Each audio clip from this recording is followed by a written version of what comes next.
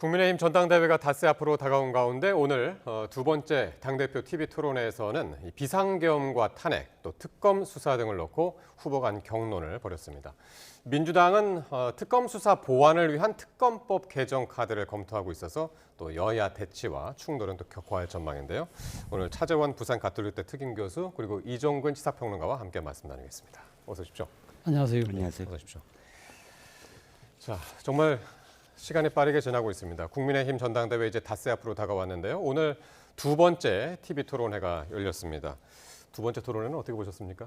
보통 이렇게 전당대회 하면 많이 나오는 이야기들이 비전, 혁신 이런 이야기들이잖아요. 네. 그런데 국민의힘 전당대회에서는 그런 단어들보다는 과거의 각 후보들의 행동을 중심으로 해서 당신이 잘못한 거 아니냐는 이제 추궁과 또 거기에 대한 반박이 오가는 그런 모양새가 두드러졌기 때문에 지켜보는 사람 입장에서도 좀 불편한 그런 마음을 지울 수가 없었습니다. 자, 문제는 이 과거의 잘잘못이라는 것이 방금 말씀하신 대로 계엄, 탄핵, 그리고 또 앞으로 이 지금 윤석열 전 대통령의 관계, 이런 부분들, 그리고 또 이번 전당대회 가장 변수안인 상수로까지 이야기되고 있는 전환길 씨에 대한 문제, 이런 부분들까지 막 이렇게 마구 섞이면서 사실 이 지금 지난 대선에서 패배하고 난 뒤에 보수 정당으로서는 혁신, 이런 재건 이런 부분들에 대한 구체적인 논의가 실종됐다는 것은 정말 안타까운 것이고요. 그리고 또 이번 전당대회를 끝나고 난 뒤에 과연 이 국민의힘이라는 당이 하나의 당으로서 온전할 수 있을까라는 이 의문도 강하게 제기를 한 토론이 아니었나 하는 생각이 드는데요. 사실 이 정당이라는 것은 정당 구성원들 스스로가 같은 이 정치적 신념 하에서 어떻게 보면 정치적 공동운명체로서의 그런 모습을 보여야 되는데 모든 사안들에 대해서 너무 극명하게 입장이 엇갈리고 있다고 한다면 과연 전당대회가 끝나고 난 뒤에 과연 동지적 신의를 회복할 수 있을까? 그런 우려마저 드는 토론회였다는 생각이겠습니다. 그렇군요. 차재원 교수께서 이제 그렇게 보셨고 이종근 평론가께서도 이제 지난주에 이제 2차 토론회 끝나고 나서도 이게 이제 4명이 이제 찬탄 반탄 그렇게 2대2로 나뉘었고 그 가운데서도 또 이제 각각의 이제 특별한 색깔을 드러냈다. 그렇죠. 그렇게 말씀하셨는데 오늘은 어땠나요? 오늘도 똑같은 양상입니다. 오늘은 오늘도 예를 들어서 반탄파끼리 또는 찬탄파끼리의 어떤 이야기들이 오고 갔는데 내용은 재밌는 게 후보 단일화라는 키워드는 똑같아요. 예를 들어서 반탄파끼리의 후보 단일화는 지난번에 후보 단일화, 경선 과정에서의 후보 단일화를 장동혁 후보가 김문수 후보에게 왜 후보 단일화 약속을 지키지 않았느냐라고 공격을 했고 거기에 이제 김문수 후보는 지도부에서 했던 건 후보 단일화가 아니라 후보를 강제로 교체하려고 한 것이다. 라고 대답을 해서 궤변이다, 아니다, 이런 논쟁이 벌어졌고 또 이번에 그 찬탄파에서는 여전히 장외에서도 그랬고 후보 단일화의 여지를 서로 이제 이야기를 하는 그러니까 각각 다른 후보 단일화지만 어쨌든 양쪽 다 후보 단일화라는 키워드가 찬탄끼리 반탄끼리 어떤 논의가 되고 있는 그런 상황이었습니다. 그렇군요. 지금 이제 단일화 말씀하셨는데 특히 이제 그 중에서도 이제 찬탄파 진영, 그러니까 이제 안철수, 조경태 이 후보들 간의 이제 단일화가 이제 막판 변수로 떠오르고 있는데 조경태 후보가 특히 이제 적극적인 모습인데 여기서 한동훈 전 대표도 이제 단일화에 좀 힘을 싣는 그런 모습을 보이고 있어요. 아무래도 이제 한동훈 전 대표의 입장에서는 본인이 계속적으로 비상계엄은 잘못됐다. 그러니까 윤석열 대통령의 관계를 절연해야 된다는 입장을 계속해서 이야기를 해왔잖아요. 그런데 지금 진행되고 있는 당내의 그 전당대회 양상이 사실은 이 반탄 후보들이 될 가능성이 점점 커지고 있다. 그렇다고 한다면 이 찬탄 후보 두 사람의 힘을 합쳐야 되는 거 아니냐는 그런 당위성을 이야기하고 있습니다만 문제는 지금 단일화의 가장 큰 이 요구를 받고 당면하고 있는 안철수 후보가 포기할 가능성이 제가 봤을 때 거의 없어 보입니다. 왜냐하면 본인 입장에서는 아마 본인 입장에서 이번 이 전당대회를 계기를 통해서 설사 내가 당선이 못 된다고 하더라도 자신이 가진 정치적 아젠다를 분명하게 보여주고 이 당에서는 한번 뿌리를 내려야 되겠다는 생각이 아주 강한 것 같아요. 특히 아마 이번 전당대회에서 당선되는 지도부가 내년 지방선거에서 상당히 살아남기 힘들 것이라고 본다고 한다면 그 이유까지 지금 내다보는 그런 정치적 행보를 보여주고 있다는 생각이 들고요. 그리고 그동안 안철수 후보하면 맨날 단일화하면서 후보직을 사퇴했던 그러한 이 정치적 이미지도 이번에는 꼬리를 떼야 되겠다는 생각도 강한 것 같고, 그리고 어느 때보다도 강한 이 나름대로 의지를 보여주는 장면이 어제였죠. 강복절 기념식장에서 이 정치적 사면을 반대한다는 예. 이 나름대로 팻말을 들고 나름대로 결기를 보여준 것도 예. 전당대회 끝까지 완주하겠다는 의지로 제 눈에는 읽혔습니다. 그러게요.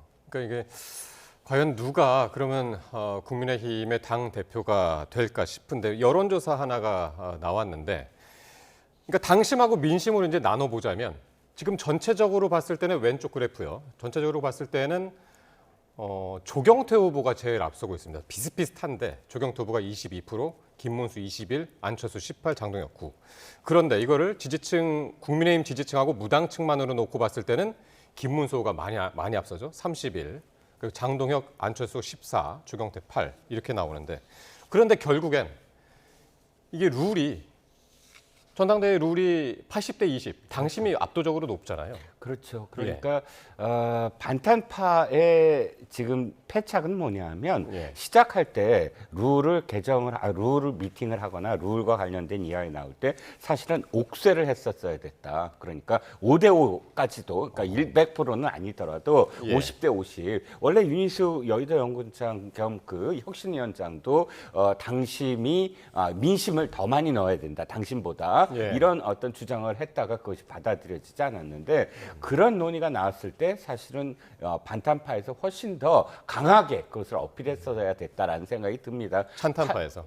찬탄파에서 예. 죄송합니다. 예. 찬탄파에서. 그러니까 지금의 결과에서 어찌됐든 조경태 의원 같은 경우 아까 이제 안철수 의원의 지금 양보는 없을 것이다라고 말씀하셨는데, 조경태 의원의 입장에서도 사실 양보하기가 힘든 게 이번에 전체에서 1위를 달리고 있잖아요. 예. 물론 이제 8대 2라고는 하나 전체 어떤 그런 그 민심에서 자신이 굉장히 많은 어떤 득표를 하고 있기 때문에 당장 단일화를 이거 여론조사를 한다고 하더라도 예. 저한테 유리한 어떤 형국이라고 판단할 수밖에 없고, 또 조경태 후보가 상당히 자주 지금까지 6선인데 지금 당대표라든지 원내대표에 도전을 했다가 사실은 이렇게까지 지지율이 나온 적이 없었어요. 근데 최초로 지금 1위라는 어떤 아까 선두, 1위는 좀 그렇고요. 선두를 지금 전체 민심에서 다투고 있기 때문에 예. 조경태 의원 경우도 지더라도 어쨌든 내가 이 정도의 어떤 지지를 받고 있다라는 그런 기록을 지금 갖고 있는 어떤 형국입니다. 그래서 참 처음에 어떤 상황이 좀 아쉽긴 하고, 예. 8대 2라고 한다면 전체적으로는 그런데 반탄파가 앞서고 있다. 결선 투표까지 가게 되더라도 50%를 아직 아무도 갖고 있지 않기 때문에 예. 가게 되더라도 혹시나 반탄파에서 2명이 붙게 되는 그런 결과가 나오지 않을까라는 게 이제 한동훈 전 대표가 나서서 단일화를 해야 된다라는 절박한 어떤 호소를 하고 있는 거죠. 그러니까 지금 말씀하신 대로 이번 전당대회의 또 다른 변수가 바로 그 결선 투표인데, 그러니까 1차 그러니까 지금 전당대회가 22일인데 그날 결론이 안 날 수 있다라는 거잖아요. 저는 안 날 가능성이 크지 않을까 하는 생각이 듭니다. 사실 이런 대선이 끝나고 난 이후에 바로 열리는 전당대회에서 대선 후보가 낙선 대선 후보가 나왔을 경우는요, 낙선 대선 후보가 쉽게 당선되는 것이 통례인데, 사실 지금 앞서 우리 봤습니다만 압도적인 선두를 지금 이 김문수 후보가 차지하고 있지 못하잖아요. 20일 전당대회에서 과반을 얻지 못하면 그게 결선으로 가는 거죠. 결선으로 가죠. 그러니까 지금 김문수 후보가 통상의 예를 보면 상당히 압도적인 지지를 얻어서 1차에서 끝낼 수 있을 거라는 생각들이 그러니까 전망이 당초에는 우세했는데 네. 지금 진행된 양상을 보면 그렇지 못하다는 것이죠. 그렇지 못한 이유 중에 하나는 제가 생각했을 때는 소위 컨벤션 효과를 자신이 거의 못 얻어가고 있다는 거예요. 왜 그러면 지난 대선 때 후보였기 때문에 상당한 그런 컨벤션 효과를 가져가야 되는데 왜 못 갖고 가느냐.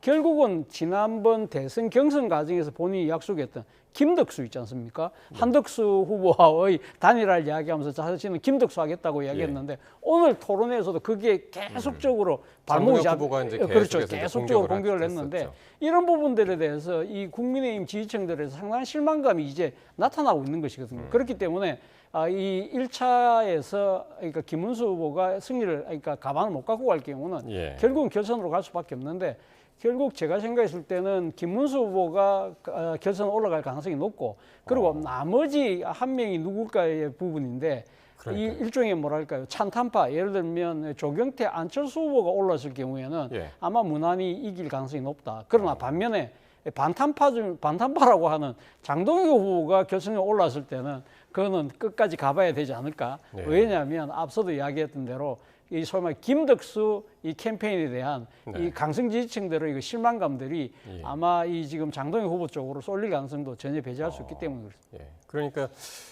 일단 1위는 김문수 후보로 보시는 것 같고 일단 1차전에서 예, 1차전에서 일단 뭐 그게 과반을 넘든 안 예. 넘든 예. 1위는 김문수 후보로 보시는 것 같고 동의하시나요 거기에는?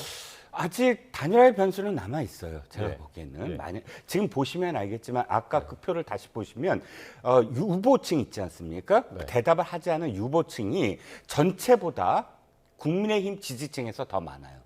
전체에서는 유보층이 보시면 알겠지만 좌측이 전체고 우측이 국민의힘 지지층 플러스 무당층입니다. 네. 이 우측이 그러면 당심에 가깝고 예. 좌측이 민심에 가깝다. 이렇게 그렇죠. 뭐 우리가 설정을 할 수 있지 않겠습니까? 그런데 전체 민심에서의 유보층은 30%에 불과한데 물론 3%포인트 차라도 이 당심에서 33%나 되거든요. 네. 저 3분의 1이 아직까지 못 정하고 있는 거예요. 이 33%는 반탄보다는 찬탄이 더 많다고 저는 생각을 해요. 반탄은 어쨌든 이번에 결집해서 예. 뭐 한동훈 계를 몰아내겠다 내지는 또 전환기가 관련된 어떤 붐 이런 것들이 작용을 하는데 지금 안철수 후보나 혹은 지금 조경태 후보를 다 더 합쳐도 예. 지난번에 한동훈 대표가 당 대표가 됐을 때의 전당대표의 득표율과 당 쪽에서의 득표율과 혹은 대통령 후보 시절에 패하긴 했지만 경선에서 떨어지긴 했지만 예. 2위로서의 득표율보다 못하거든요. 네. 그 못한 차이가 지금 33%에 머물러 그렇게 있다는 보시는군요. 거예요. 예. 그렇기 때문에 저 33%는 내가 투표를 하더라도 사실은 이번에 반탄파가 이길 거야라는 절망감 예. 그리고 또 한동훈 대표라는 개인기에 대한 어떤 그런 뭐 지지 이런 것들이 섞여져 있지만 저는 교수님 생각이 약간 다른 게 김문수 후보가 되고 두 번째가 만약에 찬탄파에서 누군가 됐다 한다면 네, 안철수나 유보층에서 지금 그래 내가 이제 쭉 들어가서 예. 당원들 중에 들어가서 찬성을 하면 바뀔 수도 있어라고 생각할 수도 있다는 겁니다. 예. 결선 투표에서. 그래서 아직은 좀 더 뭐랄까 유동적이다. 그러니까 그 전제는 지금 말씀하신 대로 찬탄파 안철수 후보나 조경태 후보 중에 누가 2위가 되느냐. 그때 이제 다시 출렁거릴 수가 있다. 출렁거릴 수 있다. 이제 그렇게 말씀하시는데 그러기 위해서는 지금 찬탄파들의 단일화가 22일 전당대회 전에 하느냐. 아니면은 전에 할 수밖에 없죠. 전에 할 수밖에 없죠. 전에 할 수밖에 없는 건데. 결선하기 전에 그러니까 2위를 찬탄파가 하느냐 마느냐는 단일화가 조금 상당한 변수가 되겠네요. 물론 그렇죠. 뭐 그런 예. 측면이 분명히 있습니다만 저는 뭐 그러니까 찬탄파가 설사 결선에 간다 하더라도 예. 별로 영향이 없다고 생각하는 것은 예. 앞서 이 8대2라는 그 구도 자체가 결코 극복하기 쉽지 않다는 것이고요. 또 하나는 지금 우리가 오늘 이야기를 많이 안 하고 있습니다만 이 지금 전환길이라는 상수 이 상수가 지금 완전히 뭐 국민의힘의 전당대회를 들었다 놨다 하고 있는 것이 명백한 사실이거든요. 뭐 언론에 보니까 구글 트렌드 조사에 의하면 후보들보다 전환길 씨의 그 이야기가 훨씬 더 압도적이라는 정도인데 예. 사실 어떻게 보면 지금 이번 이 그 전당대회가 전환길 대회라는 이야기까지 나오고 사실 어떻게 보면 국민의힘이 아니라 전환길의 힘이 됐다는 이야기도 나올 정도거든요. 그만큼 이 전환길로 대표되는 이 강성 지지층들 이런 층들이 상당한 지금 영향력을 미치고 있는 게 사실이고 여기다가 외부 지금 여건 자체도요 찬탄파가 그렇게 좋지 않습니다. 뭐냐? 그 바로 민주당의 정청래 대표가 국민의힘을 지금 악수도 안 하는 패싱하는 장면이거든요. 이런 부분이기 때문에 국민의힘 내의 소위 말해서 이 반탄파들의 목소리가 더 커질 수밖에 없는 그런 또 이 하나의 정치적 동력으로 작용하고 있다는 겁니다. 예. 그러니까 여야가 지금 강대강으로 대치하면 대치할수록 어쩔 수 없이 이제 그렇죠. 강성, 강한 목소리가 예, 또 강한 지지를 목소리가. 받을 수밖에 없는 그런 그렇군요. 구조라는 것이죠. 자, 김건희 특검팀이 이제 국민의힘 당사 압수수색을 하려다가 이제 중단됐죠. 이번 주에 이제 재시도할 가능성이 있는데 국민의힘이 이 특검의 압박에 모처럼 전체적으로 이제 단일 대우를 형성하고 있다는 얘기는 나오고 있습니다만 강론은 조금씩 다릅니다. 그래서 이제 특검과 관련해서 오늘 TV 토론에서도 반탄 찬탄 후보들 간에 좀 시각차를 보였는데 어떻게 좀 나뉘었나요? 이제 계엄을 찬성했느냐 안 하느냐 또 탄핵을 찬성했느냐 안 하느냐에 더불어서 압수수색으로 말미암아 특검을 왜 찬성했느냐에 대한 어떤 그 공방이 이제 벌어지고 있습니다. 그런데 약간씩 달라요. 뭐 네 사람 다 특검이 국민의 당사를 압수수색해서 당원 명부를 가져가는 것은 반대한다. 네 사람 다 똑같습니다. 그런데 그 안을 들여다보면 또다시 좀 스펙트럼이 달라져요. 그러니까 김문수 후보가 가장 강경합니다. 혐의가 하나도 없는데 이건 명부를 내놓는다는 건 만행이다라는 입장이고요. 또 장동혁 후보가 이제 공격적으로 안철수 조경태 후보가 이렇게 만들었다. 그래 원인이 두 사람이 찬성한 거에 있다. 특검법에 찬성을 했다. 특검법에 찬성을 했으니까 이렇게 특검이 오지 않았느냐. 원인을 지금 이렇게 물어봤고요. 근데 안철수 후보나 조경태 후보는 거기에 대해서 좀 다릅니다. 안철수 후보는 빨리 털어야 된다. 그러니까 자신들이 찬성을 했으니까 왜 찬성을 했느냐에 대한 답을 해야 되잖아요. 안철수 후보는 더 빨리 털었어야 됐다, 이 문제를. 털지 못했기 때문이다라고 얘기했고, 조경태 후보는 문제의 원인은 우리가 찬성해서가 아니라 김건희 여사의 문제였다. 근데 그거를 지금 다르게 얘기하고 있지 않느냐라는 공방을 벌이고 있는 거죠. 그렇군요. 지금 국민의힘은 당원 명부 또 이제 개인 정보 들여다보는 건 안 된다. 독재 국가에서나 있는 일이다라고 이제 반발하고 있고, 특검은 전체 명부를 달라고 한 거 아니다. 그 통일교하고 연관성에 있는 최소한의 이 특정 명단만 이제 달라고 한 건데, 이번 주 어떻게 될까요? 이게 20일까지가 시한이죠. 영장 시한이. 아마 특검의 입장에서는 어떤 식으로든 지금 명단을 확보하는 것이 중요하잖아요. 그렇다고 한다면 아마 국민의힘과 대화를 뭐 어떤 식으로 해서 자신들이 요구하는 그러니까 자료를 이미 제출받는 것도 하나의 방법일 수 있는 것이거든요. 그런데 지금 전면적으로 거부를 할 경우에는 특검 입장에서도 계속적으로 압수수색을 시도할 수밖에 없는 그런 악순환이 되지 않을까라는 생각이 드는데요.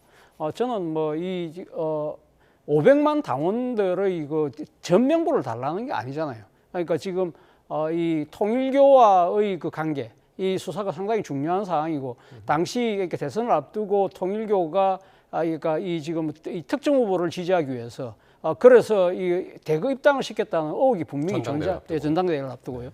그렇게 이 지금 그런 의혹이 있는 만큼 이런 부분을 확인할 필요가 있고, 사실 이 국민의힘 입장에서도요, 사실 이런 식으로 특정 종교 집단들이 들어와서 전체의 판세를 흔드는 그런 식이라고 한다면 그거는 당내 민주주의에서도 정당 민주주의에도 심각한 위협이 될 수 있는 만큼 이런 부분들은 저는 좀 타협점을 찾을 수 있지 않을까라는 생각이 듭니다만, 문제는 특검에 대한 이 일종의 뭐랄까요, 불만, 불신 이런 것들이 워낙 강하기 때문에 과연 거기에 순조롭게 될 수 있을지 모르겠습니다만, 이런 식으로 국민의힘이 협조를 하지 않을 경우에는 결국은 국민의힘에게 정치적 자충수가 되지 않을까라는 생각이 듭니다. 결국 지지율은 계속적으로 바닥을 치겠죠.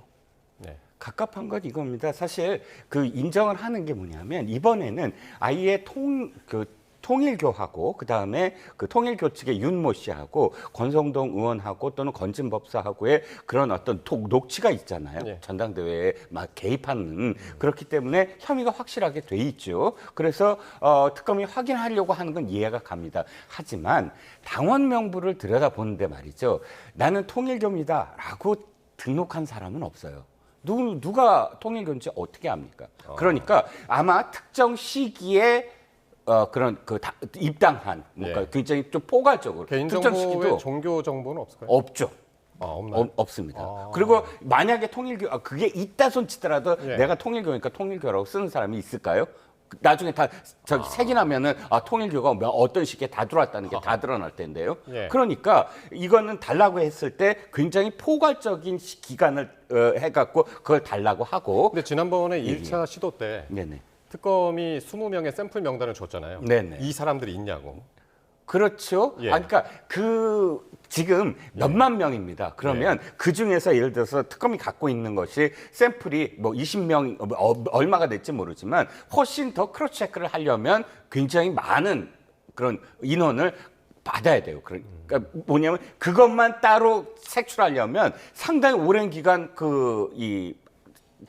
크로스 체크를 해야 될 거 아닙니까? 예. 그러니까 달라고 하는 것이 딱 통일교라고, 그러니까 예를 들어서 국민의힘이 임의 제출하더라도 그 샘플에 불과하지 전체적으로 다 특검이 갖고 있지 않다는 거예요. 예. 그래서 사실 굉장히 곤란한 상황이죠. 그걸 어느 시기에 있는 명부를 전부 다 넘겨야만 크로스 체크가 가능한 상황이기 때문에. 3대 특검 중에서 지금 이제 김건희 특검이 이제 가장 많이 이제 뉴스에 등장을 하고 있고, 그 2차 국민의힘 당사 그 압수수색 시도가 내일 있을 거라고 지금들 이제 예상을 하는데, 내일 굉장히 김건희 특검팀이 바쁜 게 내일 김건희 씨 소환하고요. 그리고 집사 게이트 핵심 인물 김혜성 씨, 건진법사 전성배 씨 동시에 소환을 지금 하게 되는데, 이 세 명을 동시에 불러서 예. 어떤 점을 지금 알아보려고 하고 있어요? 지금 김건희 특검이 지금 수사 대상이 16개입니다. 16개이기 때문에 지금 그리고 파견 검사가 40명이잖아요. 그렇기 때문에 다 지금 업무를 분장해서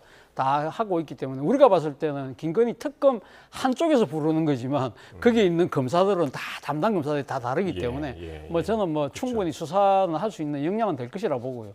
뭐 조그마한 일반 조그마한 이 지금 수준의 그 규모를 갖고 있기 때문에 뭐 충분히 수사는 가능할 것이라 보지만, 일단 이렇게 김혜성 씨나 그러니까 이 지금 건진법사 거기다 김건희 여사까지 부를 경우에는 말 그대로 지금 전방위 수사를 다 하겠다는 것이죠. 그리고 또 한편으로는 이런 뉴스들이 내일 출두하는 과정이나 그 전에 뭐 김건희 여사의 귀에 들어가지 않는다는 보장이 있겠습니까? 모르고 몰라 들어가면 이 상당한 심리적 압박이 될 수도 있는 것이거든요. 일종의 하나의 수사 기법의 상황일 수도 있는 것이고, 모르기 몰라도 이거 대질하는 거 아니야? 그러니까요. 그럼 내가 어떻게 해야 되지? 뭐 이런 식으로 해서 저쪽에서 내한테 불리한 질문, 그러니까 이 진술하면 어떻게 하지? 이런 약간은 소위 말해 재수의 딜레마도 좀 이렇게 하려고 하는 그런 특검의 수사 기법 중에 하나일까 아닐까라는 생각이 듭니다만, 아마 김건희 여사의 입장에서는 만약에 대질을 한다고 한다면 거부를 할 가능성이 저는 상당히 높다고 봅니다. 그러니까 김혜성 씨가 지금 받고 있는 혐의 중에 하나가 IMS 모빌리티를 통해 가지고 대기업으로부터 184억 원을 이제 지원을 받았다. 근데 그 가운데 이제 33억 원을 횡령했다. 근데 지금 특검이 의심하는 것은 그 33억이 김건희 씨한테 가지 않았을까? 이걸 지금 들여다보고 있는 거잖아요. 그렇죠. 두 가지죠. 김건희 씨에게 얼마나, 그러니까 김건희 씨가 아니면 대기업들이 움직일 수가 없다. 그중에서 대기업만이 아니라 한국증권금융이라는, 그러니까 기재부의 통제를 받는 공기업이 들어가 있어요. 공공금융기관이잖아요. 그러면 다른 대기업들은 스스로 판단할 수밖에 없지만, 예를 들어서 HS 효성이라든지 카카오라든지 자신들이 지금 공정거래를 위해 어떤 조사를 받고 있는 상황에서 이것을 모면하기 위해서 그 대가로 뭐 지원을 했다, 이런 지금 혐의를 받고 있는데, 한국증권금융은 그런 게 없어요. 그거는 기재부가 허락하지 않으면 움직이지 않는 것이거든요. 그렇다면 일개 개인 김혜성 씨라는, 아무리 뭐 그 사람이 무슨 사업을 했다 어떻다 치더라도 그 뒷배가 있지 아니하면 그런 돈이 그 껍데기뿐인 회사에 갈 수 없다라는 게 이제 특검의 시각이고, 그러다 보면 지금 김건희 여사를 계속 추궁할 수밖에 없는데, 문제의 관건이 이겁니다. 김혜성 씨는 지금 구속되기 직전에, 그러니까 귀국하기 직전에 4개 언론사에 얘기할 때는 혐의가 마치 없는 것처럼 얘기했어요. 그리고 바로 들어오자마자 체포됐습니다. 그리고 들려오는 얘기는 이런 한 분, 김건희 여사가 다 돌려받으려 한다, 이런 얘기가 흘러 나오고 있습니다. 그러니까 아까 압박을 말씀하셨지만, 지금 김건희 여사는 김혜성 씨가 무엇을 이야기했는지를 알 수가 없어요. 구속되자마자 무엇인가 소환됐고 그 검찰에 특검에 무슨 얘기를 했을 겁니다. 그리고 특검이 일부러 그 얘기를 난 흘렸다고 봐요. 김건희 여사의 그 돈 얘기, 돈 흐름을 절대 한 푼도 다 받아내려 한다, 이런 얘기가 나왔습니다. 그러면 김건희 여사는 내일 굉장히 많이 심지어 압박을 받을 수밖에 없습니다. 죄수의 딜레마죠. 김혜성 씨가 어디까지 얘기했을까? 내가 아무리 진술 거부를 하더라도. 변호인을 통해서 전해듣지 않았을까요? 아니죠. 불가능하죠. 불가능한가요? 아니, 그러니까 예를 들어서 물론 김혜성 씨가 변호사를 그러니까 이제 두고 구체적인 특검에서 진술을 한 게 그대로 가지는 못하겠지만. 못하죠. 시간이 며칠 되지도 않았고요. 그렇죠. 그게 만약에 갔다 그러면 증거를 지금 서로 인멸하기 위해서 변호사끼리 지금 통하게 되는데, 그건 불법적인 얘기입니다. 그러니까 김건희 씨, 그러니까 김혜성 씨가 입국해서 수갑을 차고 특검에 이제 출석을 할 때 네. 김건희 씨하고는 상관이 없다. 네. 라고 이제 이야기를 했기 때문에 이제 그 정도까지는 이제 알 수 있겠으나 네. 구체적인 그 말을 맞추지는 못할 것이다. 그 이후부터는 검찰에서 특검에서 김혜성 씨가 무슨 얘기를 했는지를 김건희 여사는 모르고 있다는 구체적으로는 거예요. 모르겠으나 어쨌든 내일 동시에 부르기 때문에 대질 신문이 있을 수도 있고 예 그럴 것 같습니다. 그 내일 한번 확인해봐야 될 것 같고요. 자 그리고 민주당이 이제 8월 임시국회 이번 주에 이제 본회의가 시작이 되는데 민주당이 이 특검 기간 3대 특검의 기간을 연장하는 방안 그리고 수사 범위를 확대하는 등의 이제 그걸 핵심으로 하는 특검법 개정 카드를 지금 검토를 하고 있습니다. 또 있죠. 방송 3법 중에 이제 방송법 통과했고 나머지 2개 남았고 노란봉투법 그리고 이른바 더 센 상법 이것도 이제 통과를 예고를 하고 있는데 이번 주 또 계속 이어지는 8월 임시국회 예. 어떻게 예상을 하시나요? 민주당은 이제 정청래 대표가 사실은 3대 개혁 입법으로 그러니까 대변되는 여러 가지 개혁 입법을 신속하게 하겠다는 입장을 분명히 하고 있기 때문에 말씀하신 여러 가지 지금 민주당에서 추진하고 있는 법들은 저는 상당히 속도감 있게 밀어붙일 가능성이 크다고 생각합니다.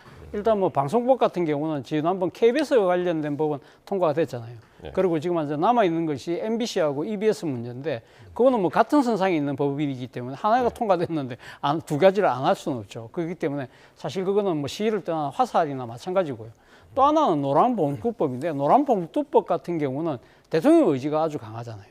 그리고 이 지금 지금 산재와 관련된 여러 가지 부분들을 이야기하면서 결국은 노동 존중의 국가를 만들겠다는 거거든요. 그렇다고 한다면 이 노란봉투법도 이거는 저는 상당히 세게 속도가 있게 갈 가능성이 높은데 더 센 상법 문제는 약간은 좀 딜레마에 빠질 가능성이 있겠다는 생각이 듭니다. 왜냐하면 지금 미국과의 그 관세 협상 후폭풍에 따라서 기업이 상당히 어렵다는 이야기들을 많이 하고 있고 그리고 여기다가 노란봉투법까지 통과될 경우에는 정말 어렵다는 기업들의 하소연이 워낙 강하기 때문에 이런 부분들은 지난 1차 상법 개정안에 한번 통과됐잖아요. 여야 합의로. 그렇기 때문에 이 부분은 약간은 조금 이게 호흡을 갖고 다시 한번 들여다볼 가능성도 전혀 배제할 수 없겠다는 생각이 들고요. 그리고 아까 맨 처음에 이야기하셨던 3대 특검법의 지금 수사기관과 수사 대상을 늘리는 부분도 저는 이렇게 지금 민주당 일각에서 하는 이야기이긴 합니다만 이것도 바로 다 밀어붙이기는 좀 쉽지 않지 않을까라는 생각이 듭니다.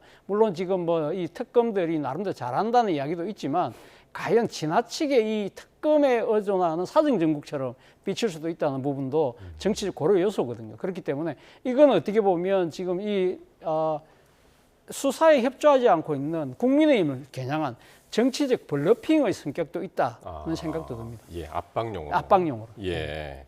어떻게 보세요? 일단 지금 너무 많아가지고 일단은 특검법 개정 네네. 그 부분 어떻게 보시나요? 특검법 개정 역시 저는 제 비슷하게 지금 저도 생각을 하는 게 이겁니다. 지지율 문제가 있어요. 사실 나중에 또 말씀을 드릴 기회가 있겠지만 대통령의 국정수행 평가가 지금 하향 곡선을 그리고 있거든요. 추세선으로 봤을 때. 근데 여기서 지지자만 만족시키는 어떤 드라이브를 걸 때 지지율은 더 추락할 수가 있습니다.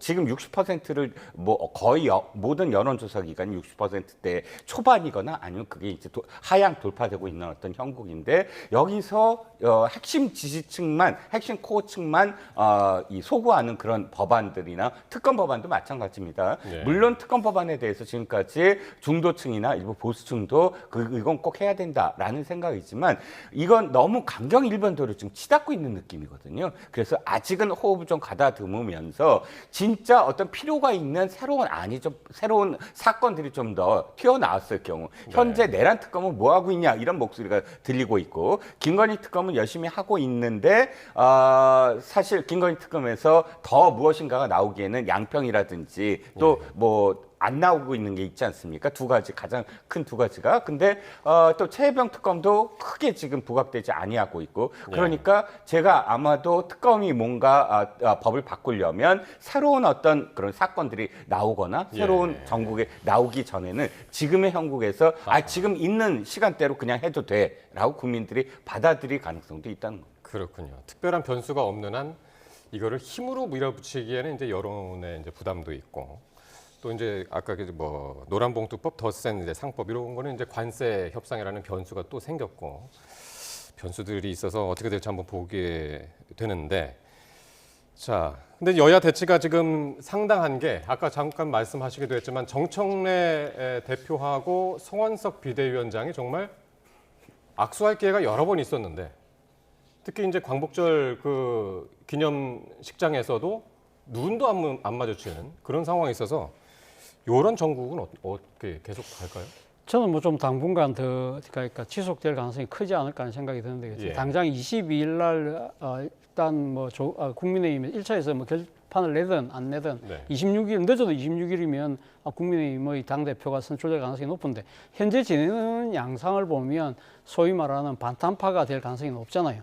그럴 경우에는 여기도 아주 강하게 부딪힐 수밖에 없는 상황이거든요. 예. 그렇다고 한다면 이 지금 정청래 대표의 입장에서는 사실은 지금 여론이 따가운 지금 질책을 보내고 있습니다. 예를 들면 지금 보수 진보 언론 모두 관계없이 다 사설들을 통해서 정청래 대표가 야당을 패싱하면 안 된다. 악수 정도는 해야 된다. 예. 그리고 이 머리를 맞대야 된다. 이런 이야기들이 많은데 그런 상황이기 때문에 뭐 지금 국민의힘 입장에서는 누가 대표가 되더라도 당장 머리를 숙이고 들어가지는 않겠죠. 예. 그러나 정청래 대표 입장에서도 그런데 본인이 지금 내란당이라고 했던 부분을 계속적으로 그러면 아무리 여론이 질타를 한다 하더라도 그리고 이 지금 또 상대의 당의 당 대표가 소위 찬탄파가 아니고 반탄파가 되는데 더 악수할 명분이 사라지는 거잖아요. 아니 이재명 정부는 지금 김정은한테도 손을 내밀고 있는 상황인데 바로 그 문제입니다. 그렇기 그러니까요. 때문에 제 생각에는 그러니까 양당 대표 간의 상당한 냉전, 그러니까 한내 정서는 이루어지겠지만 예. 결국은 이 문제를 풀기 위해서는 이재명 대통령이 나서야 되는 것이 아닐까라는 생각이 들고요. 이재명 대통령 입장에서도 이번 한일 정상회담, 한미 정상회담 끝나고 나면 어느 정도 결실을 갖고 오면 국내 정치에 올인을 해야 되는 또 이때 정기국회, 또 국감 이런 부분들이 있기 때문에 예. 이런 부분들을 앞두고서라도 어떤 식으로든 예를 들면 순방의 결과에 대한 뭐 설명을 좀 하겠습니다. 네. 이런 식의 형태를 통해서 여야 대표를 초청하는 상황이라고 한다면 그 자리에서 정 대표 약간 뭐 조금 내려놓으시죠. 뭐 이런 식의 약간 말리는 그런 모습을 보인다고 한다면 예. 뭐 사실 정청래 대표가 뭐 유튜브 방송에 나가서 그 이야기를 예. 했습니다. 그러니까 대통령께서 말리면 어떻게 할 거냐. 그때는 고민해 보겠다고 했던 만큼 예. 결국 이 문제는 아마 8월 말 지나서 9월 초 들어가면 결국 이 이재명 대통령이 어떤 식으로든 가닥을 잡는 쪽으로만 가야만 풀리지 않을까라는 생각이 듭니다. 그러니까 이 변수가 이제 악수를 하느냐 마느냐의 변수가 이재명 대통령하고 또 이제 이번 주에 있는 이제 국민의힘 전당대회 결과 이런 것들이 좀 되게 될 것 같아요. 저는 지지율이 변수일 것 같아요. 네. 뭐 이 정청래 대표의 저런 사실 행동이 네. 가장 지금 국민들한테 좀 안 좋은 어떤 인식을 갖게 만드는 게 그건이거든요. 표현 사람하고만 악수를 한다. 상대를 인정하지 않는 정도가 아니라 사람이 아닌 무엇인가로 지금 상정을 해버렸잖아요. 이건 사실 있을 수 없는 일인데 다만 정치에서 언제나 있어왔던 건 아무리 극한 대치를 하더라도 새로운 대표가 있거나 새로운 원내대표가 선출되고 예방을 하거나 하면서 아무리 싸우는 관계라도 새로운 선수끼리 이제 다시 악수를 하고 시작을 하는 예. 그런 모멘텀이 언제나 있었습니다. 그러니까 정청래 대표도 이런 상황 속에서 당의 어떤 지지율이나 대통령의 국정수행 평가가 계속 하락세를 보이면 자신에게 오는 비판이 더 심해질 수밖에 없거든요. 집권 여당 대표로서 뭔가 역할을 해야 되는 거 아니냐. 뭐 이런 질타 속에서 저는 충분히 모멘텀이 있으리라고 보고 또 정기국회가 열립니다. 정기국회 전에 여야가 대치 상황을 계속한다. 그러면 이제 합의 봐야 되고 일정 계속 예산 결산까지 가야 되는데 그때 집권 여당이 뭐 뻗대면서 안 하겠다라고 할 수는 없어요. 예. 첫 정기국회고 예산도 첫 예산인데 그러다 보면 저는 계기는 충분히 마련될 수 있다고 그렇군요. 봅니다. 자, 조국 전 대표 이야기할 텐데 이틀 전이었죠. 광복절 새벽에 이제 사면 복권이 이루어져서 석방이 됐는데 여론이 상당히 이제 갈린 상황에서 이제 석방이 돼서 아직까지도 이제 그 여론이 좁혀지지 않고 있습니다만은 여론조사도 있었고요. 보니까 좀 세대별로 조금 다르던데 일단 한번 보시면 특별 사면에 대한 조국 전 대표의 특별 사면에 대한 의견 반대가 더 많습니다. 48, 찬성이 43이고. 예. 또 보면 그 연령대별로도 좀 다른 것이 20, 30대가 반대가 더 많습니다. 그 연령대별로 보면 20, 30대 반대가 많고 40, 50대는 확실히 또 찬성이 많고요. 세대별로 이렇게 갈린 거는 어떻게 보시나요? 아무래도 뭐 지금 조국 전 대표의 그 혐의가 자녀 입시 비리였잖아요. 그러니까 예. 그거는 뭐 아무래도 20, 30대 같은 경우는 입시 비리에 상당히 민감한 층이고요. 그리고 특히 조국 전 대표가 당시 그러니까 지금 뭐 교수로서 학자로서 상당히 그 개천에서 용나는 사회를 이야기했던 식으로 이야기를 하면서 예. 젊은 층들에게 상당한 뭐랄까요, 그러니까 자신의 노력하에서 얼마든지 신분 상승이 가능할 것처럼 이야기해놓고 예. 본인은 정반대의 길을 걸었다는 그 일종의 뭐랄까 위선적인 행동에 대한 실망감 이런 것들이 여전히 지금 작용하고 있는 것이 아닐까 하는 생각이 듭니다. 반면에 40대, 50대 같은 경우는 우리 사회의 이 지금 계층 중에서 가장 진보적인 그 정치적인 색채를 드러내는 층이거든요. 예. 그리고 사실 이 40대, 50대의 입장에서는 조국 전 대표가 자녀 입시 비리 때문에 문제는 있었고 했지만 그러나 충분히 죗값을 치렀다는 생각을 했을 가능성이 상당히 저는 높다고 봐요. 사실 뭐 조국 전 대표의 가족이 거의 하다시피 거의 멸문제화를 당한 그런 예. 측면이 분명히 있잖아요. 조국 전 대표만 지금 감옥에 간 것이 아니라 그 이전에 조국 전 대표의 아내 정경심 교수도 4년형을 받아서 꽤 오랫동안 수행 생활을 했던 것이 있거든요. 그런 부분들을 아마 생각을 했겠죠. 그리고 또 한편으로는 조국 전 대표가 지난 총선 때 보여줬던 일종의 뭐랄까요. 그러니까 이 새로운 대안으로서의 가능성. 당시 조국혁신당이 지민비조라는 예. 뭐 그런 그 캠페인 하에 비례대표에서는 상당히 신장을 했잖아요. 많은 사람들이 놀랄 정도로. 그때 많이 그러니까 조국혁신당을 밀었던 대표적인 세대가 40대, 50대였어요. 네. 그러니까 민주당이 위해 새로운 대안으로 조국혁신당을 바라봤던 그 연장선상에서 예. 이런 결과가 나온 것이 아닐까라는 생각이 듭니다. 그렇군요. 그러니까 지금까지는 그렇고 지금 말씀하신 바로 향후 행보 예. 여기에 대한 시각이 상당히 지금 갈리는데 조국 전 대표가 이제 내일이 김대중 전 대통령 이제 16주기죠. 이제 내일 오후에 이제 참배를 한다 그러고 본격적으로 이제 행보에 나서는데 네네. 향후에는 이제 조금 단기적으로 보면은 이제 뭐 내년에 이제 지방선거도 있고 국회의원 보궐선거도 있지만 네. 김종인 전 비대위원장 같은 경우는 2030년 대선을 아마 조국 전 대표가 바라보고 있을 것이다. 네네. 그렇게 이야기를 하던데. 김종인 예. 비대위원장만이 아니라 거의 대부분의 사람이 그렇게 생각하지 않겠습니까? 예. 조국 대표가 생각하기에는, 조국 전 대표가 생각하기에 차기 주자가 누구냐는 거예요. 지금 누가 있을까요? 정청래 대표 정도 생각이 나고 지금 민주당 진영에서 잘 안 떠올라요. 김민석 총리.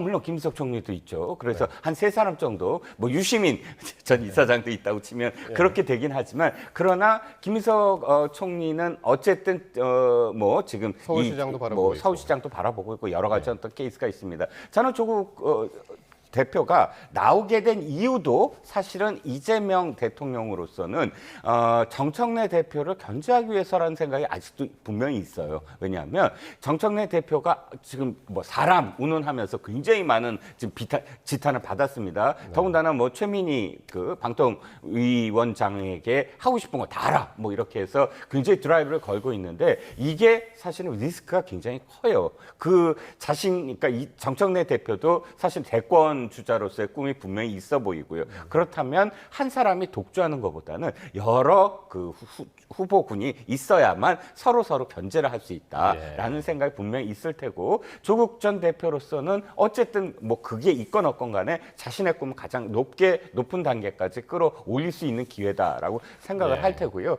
그래서 그럼 어떻게 할 거냐인데, 저는 또 한 가지가 있습니다. 이재명 대통령의 이렇게 사면이 사실은 조국 전 대표의 어떤 꿈에 영향을 미칠 거다. 왜냐하면 굉장히 고맙거든요.